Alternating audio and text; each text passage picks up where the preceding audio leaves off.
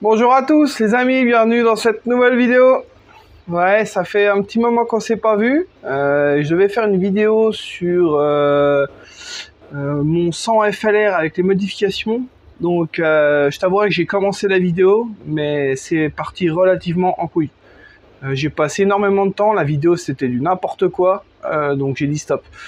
Là je vais te raconter le petit chantier qu'on va faire, tu verras un petit truc sympa. Et je te montrerai aussi les courbes d'évolution de mon Too Fast FLR. Comme tu le sais, là j'ai fait la Polycap avec les modifications et ça a été vraiment très payant. Donc je suis content, je te raconterai à la fin si j'oublie pas. Mais sinon je te mettrai quand même les courbes ici et j'essaierai de te les expliquer, ou alors on ira à l'ordi puis je te les expliquerai, on verra bien.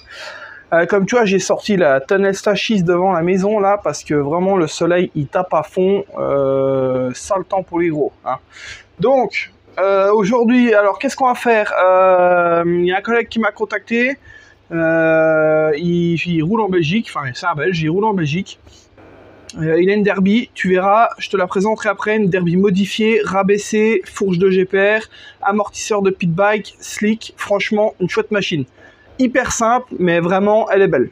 Ça me donnerait presque envie d'en faire une pour aller faire des endurances à côté de chez moi. Là. Ok, donc là, ici, lui, il roulait avec je sais plus quel moteur. Il m'a dit, la moto, elle a rien en sifflet. Je me fais chier. Surtout que c'est un mec qui roule en gros cube. En plus, alors t'imagines bien, quand il monte là-dessus, il fait ça, il dit, il se passe rien, quoi. Là, qu'est-ce qu'il a commandé? Je vais te montrer ça de ce pas. Si j'en fous pas partout. Alors, qu'est-ce qu'on a ici? Cylindre Stachys 88 Big Racing avec son crankcraft, son vilo. Alors, t'as vu ça, l'accent anglais, mon gars? Il est juste... je crois qu'on peut pas faire mieux. Hein. Alors, je vais vous présenter ce cylindre. Je pense qu'il y en a une paire qui l'ont déjà vu. Hein. Je tiens à te dire que là, il y a le petit voyou qui va arriver là. C'est possible qu'il y ait de bordel dans la vidéo. Hein. Soit je lui mets un coup de boule tout de suite, soit je coupe la vidéo. Je plaisante bien évidemment. Voilà. Beau petit cylindre Stachys, Big Racing. Alors ça, c'est un produit que j'ai déjà monté en 77 et pas en... Comment dire, en 88. En 77, ça fait à peu près 22 chevaux chez moi. Avec carbure 28, pot KRM, allumage MVT-DD, boîte à clapet VL18, et puis voilà. Donc une belle petite config, ça fait ouais, 22 chevaux 5. Tout stock empilé avec un squish de 0,8.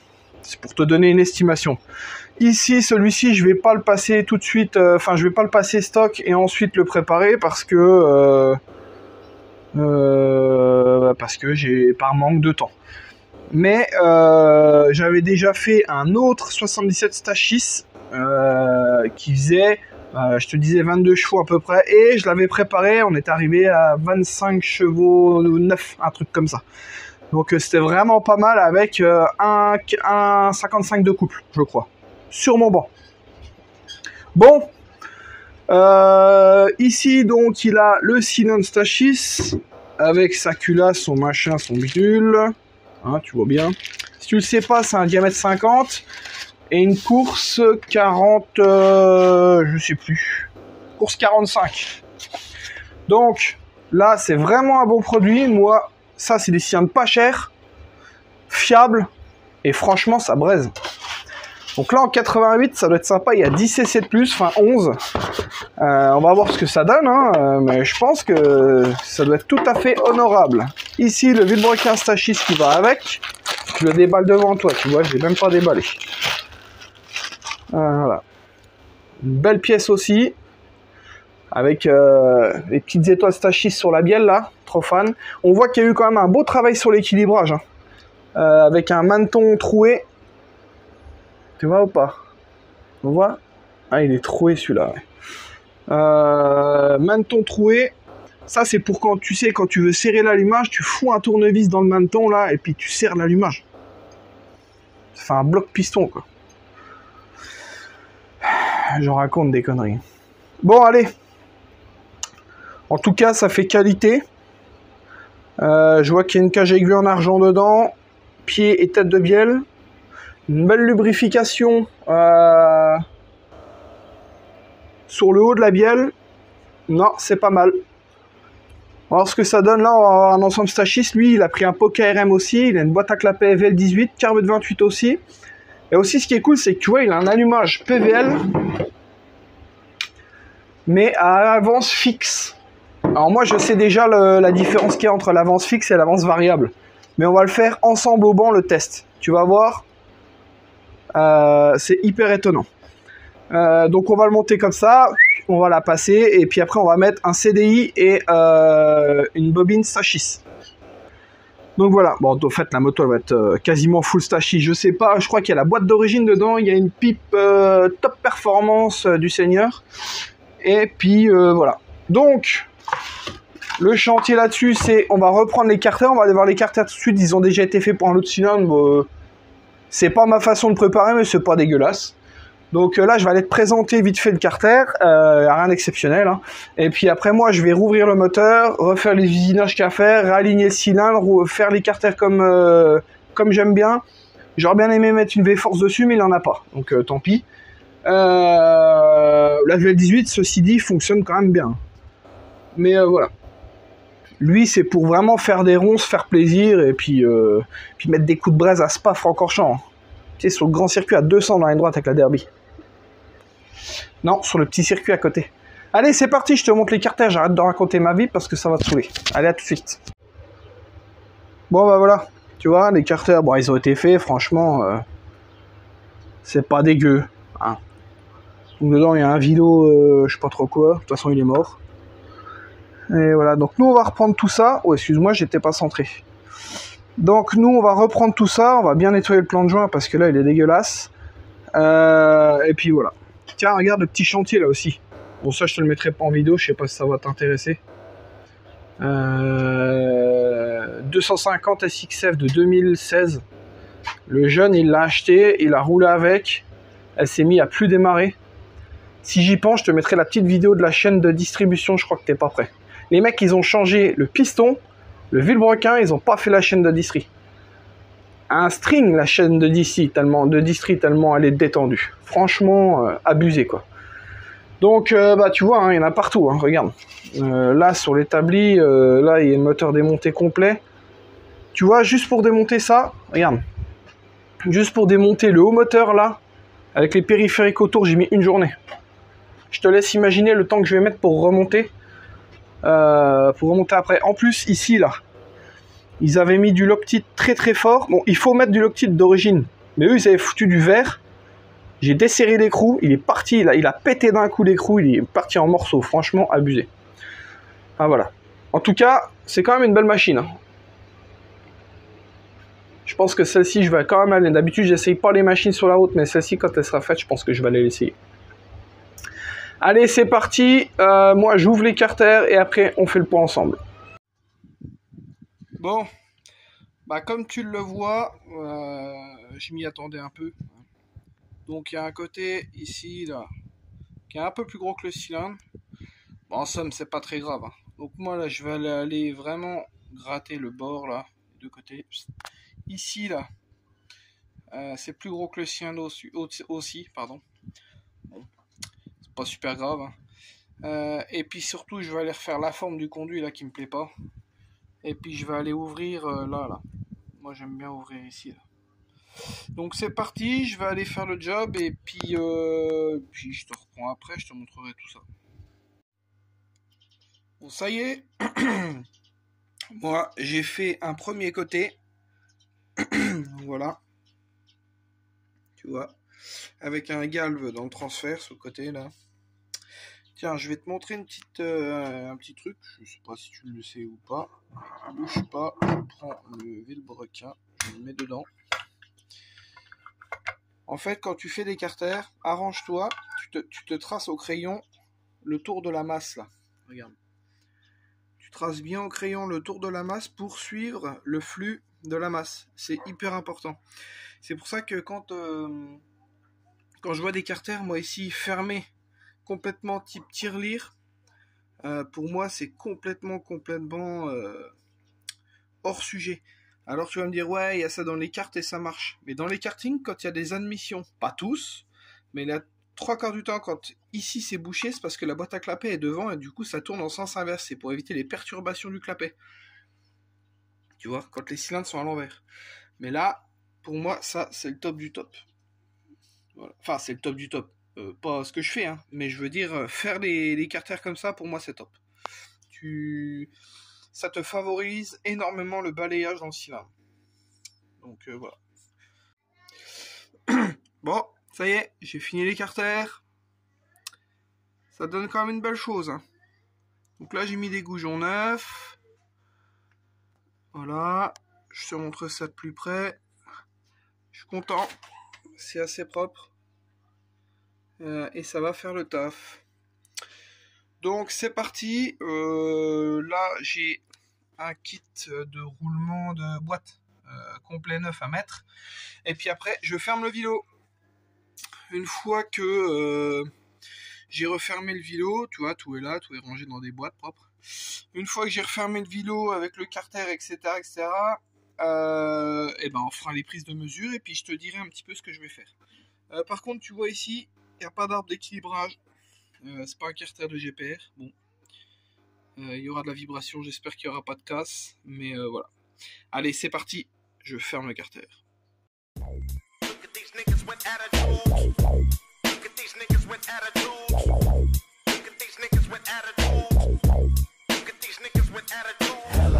I started this gangsta shit, and that's the motherfucking thanks I get. Hello, I started this gangsta shit, and that's the motherfucking thanks I get. Hello, it's that man coming up from the land of the CPT. What's my motherfucking name? Coming through with the big lick for 94, showing all y'all them true ass gangsta flow. So bow down, bow wow, the big dogs in town, and them guts is the only thing a nigga pound.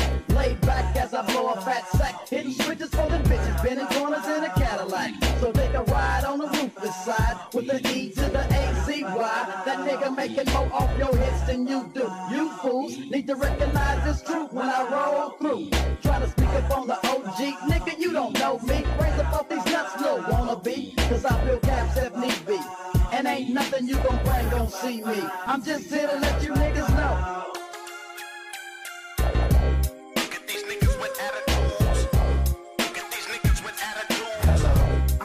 this gangsta shit, and that's the motherfucking thanks I get. Hello, I started this gangsta shit, and that's the motherfucking thanks I get. It's the Don Daddy with the villain. Bon, tu viens de voir le montage en vidéo, en vidéo, hein. Comme tu le vois, le vidéo il est bien libre. Alors moi je te conseille, je sais pas si tu l'as vu dans le timelapse accéléré, mais je graisse toutes les vis, je mets un peu de graisse sous le bout des vis, tu vois, avec de la graisse basique, hein. Comme ça il n'y a pas de point dur dans les filets, et je les ai nettoyés au préalable, les filets, nettoyés en frein, et un tout petit coup de WD-40, pour vraiment que tous les filetages soient propres. Une fois que j'ai tout approché, je mets 4 vis, tu vois, pour bien plaquer le carter. Je centre mon vélo et ensuite je serre tout à la clé dynamo. Alors, moi je serre à 1,2 kg. Il y en a qui vont te dire c'est 0,8, c'est 1 kg. Moi je te le dis, mets 1,2 kg. Tu fais comme tu veux. Et surtout, si tu l'as remarqué aussi, j'ai pris un joint d'origine Derby. Prends pas les daubes papier en papier mâché là, tu sais, en papier craft ou en briques de lait, tu sais, comme à l'époque les joints de culasse sur les meubles, les briques de lait là. Prends pas ça, tu seras emmerdé. Et puis quand il faut redémonter, c'est vraiment le bordel. Voilà, c'était ma petite BA de la journée, hein. Bon, qu'est-ce qu'on va faire là? On va foutre le moteur dans l'étau, hein. Je vais mettre les spies. Et puis après, on va prendre quelques valeurs. Moi, j'ai déjà regardé, avec des faux roulements et tout, comment ça tombait. C'est pas mal. Il y a beaucoup de boulot dans le cylindre, hein, t'imagines bien. Mais allez, c'est parti. On met le moteur dans l'étau et puis on va regarder ce qu'on va bricoler ensemble, les coups de zinzin qu'on va lui mettre dans sa gueule. Allez, à tout de suite. T'as vu les gants là? Fabien, si tu vois la vidéo là, ça c'était tes gants. C'était tes gants, c'est les miens maintenant. Bon, la première chose qu'on va faire déjà, Là, j'ai pas mis de joint en base. J'ai regardé à l'œil, juste à l'œil, je vois la culasse, comment elle rentre. Je vais quand même contrôler le squish sans joint en base déjà. Ce sera déjà une première chose. Comme ça me donnera déjà une idée où je me situe, on va dire.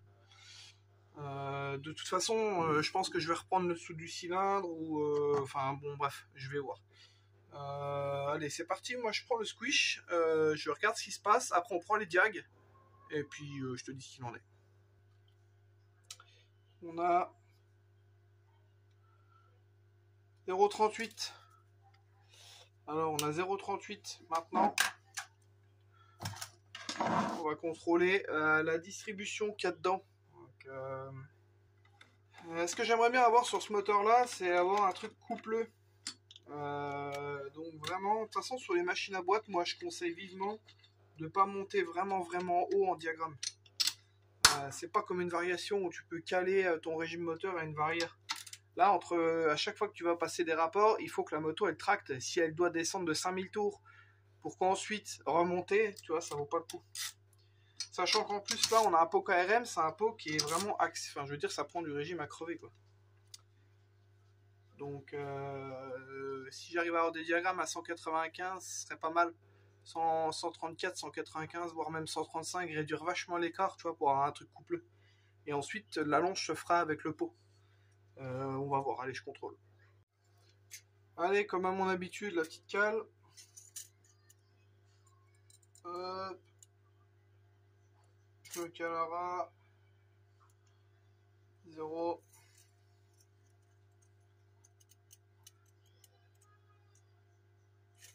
Ce qu'on a 125,2 sur le port A.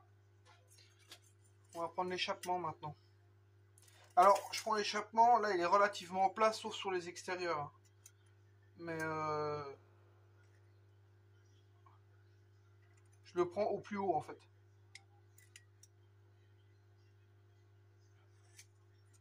Je me cale au plus haut. 0.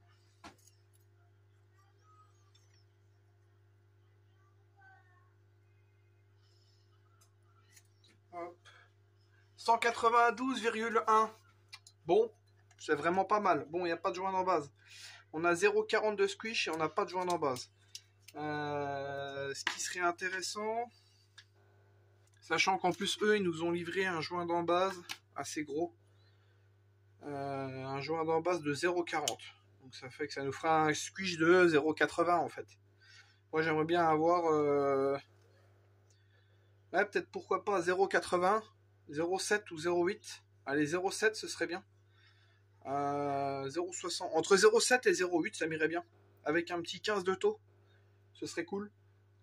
Donc là il faudrait que je reprenne du coup déjà 0,30 en dessous du cylindre. Donc déjà c'est la première chose que je vais faire. Je vais reprendre 0,30 en dessous du cylindre. Comme ça je vais pouvoir me mettre mon joint. Je vais me retrouver de nouveau au squish que j'étais. Je vais renlever allez, je vais renlever 0,6. Là je renlève 0,6 en dessous du cylindre. Et puis après on essaye de refaire une mesure de squish pour se caler tout de suite au bon squish. Et après on verra le taux qu'il y a. Normalement je tape le cylindre, je me cale les diagrammes machin et je fais la culasse après. Mais là le plot il rentre pas beaucoup. Alors je suis partagé. Je réfléchis. Et puis avant de faire je te tiens au jus. Bon ça y est, je pris ma décision. J'ai mis le joint en dessous. Ça me donnait 0,82. Du coup j'ai relevé un dixième en dessous du cylindre. Maintenant j'ai mon 0,72 de squish, 0,7 quoi. Ça va se tasser un peu, ça va 0,68 avec la pâte à joint. En gros on sera entre 0,68 et 0,72 on va dire à peu près. Donc pour moi c'est bien. Faudrait quand même que je contrôle le taux tout de suite.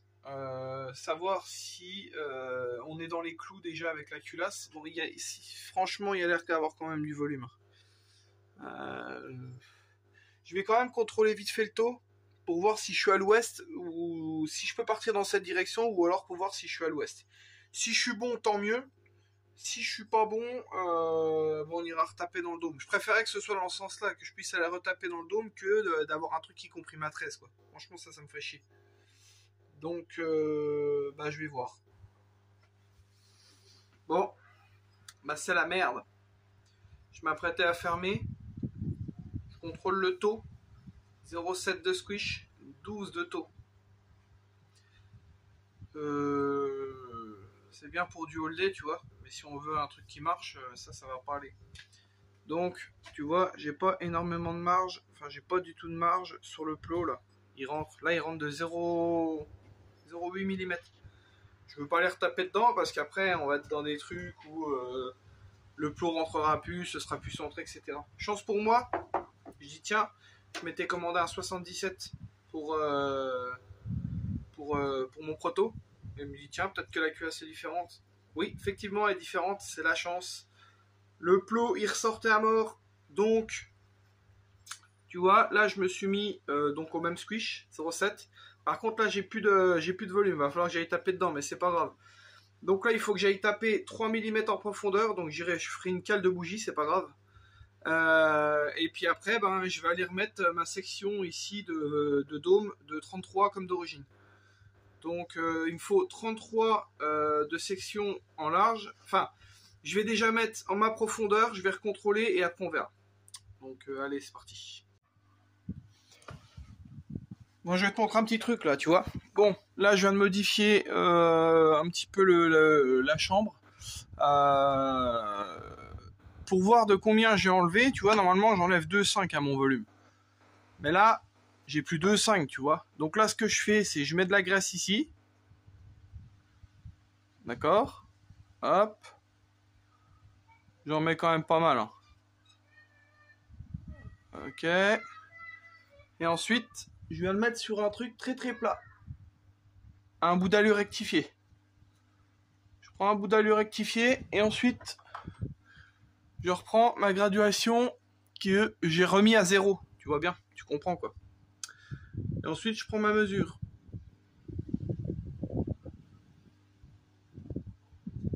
Hop. Là, je m'arrête et j'ai enlevé 2,1. Donc, au lieu de déduire... Pardon, excuse-moi, je passe devant toi. Au lieu, tu vois, ça fuit pas, hein, ça reste hein, en plus. Hein. Ça fuit nulle part. Au lieu de déduire 2,5, bah, je sais qu'il faut que je déduise 2,1. Et ainsi de suite, tu vois, plus tu redescends, et etc., etc. Allez, c'est parti, je refais une mesure. Oh, ça y est, j'ai terminé. Voilà la petite culasse. Au top, profondeur 9 mm. Il y avait 10 d'origine, bon, c'est bon. Pas en dessous de 8, moi j'estime. Pour que la bougie soit pas trop proche du piston. Largeur 33 comme d'origine. Donc je suis très content. 14,8 de taux, je ne touche plus à rien, c'est parfait. Donc là je vais te montrer un petit truc aussi. Tu vois, vu que la bougie dedans, elle dépasse. On va la serrer ensemble. Tu vois, elle ressort. Donc moi, j'ai fabriqué une petite entretoise.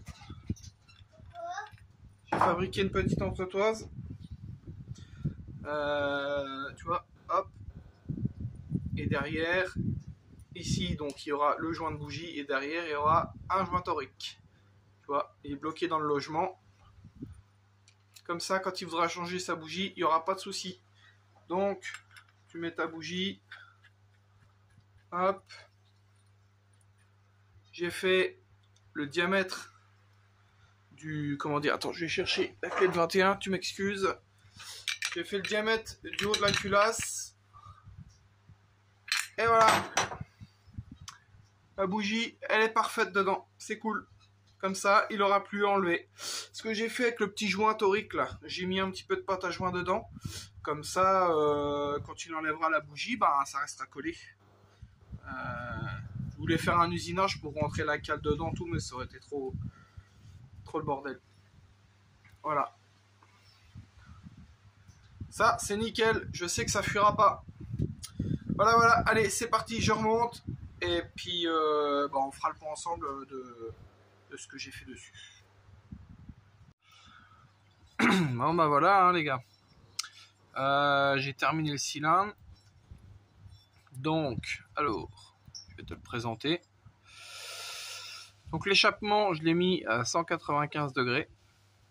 J'ai mis 133 sur les côtés, port A, 131 derrière, avec beaucoup de travail sous le transfert secondaire, j'imagine bien. Voilà, j'ai remis beaucoup d'angles sur le port A parce qu'il n'y avait pas du tout d'angle, il était plat. J'ai élargi l'échappement jusqu'à l'axe, je l'ai ouvert, donc je vais te le montrer comme ça. Ça fait une chouette section, hein. Franchement c'est cool. J'ai tout nettoyé partout, le piston arrive bien au point mort bas, je te montre ça juste après. Petite signature à mon habitude.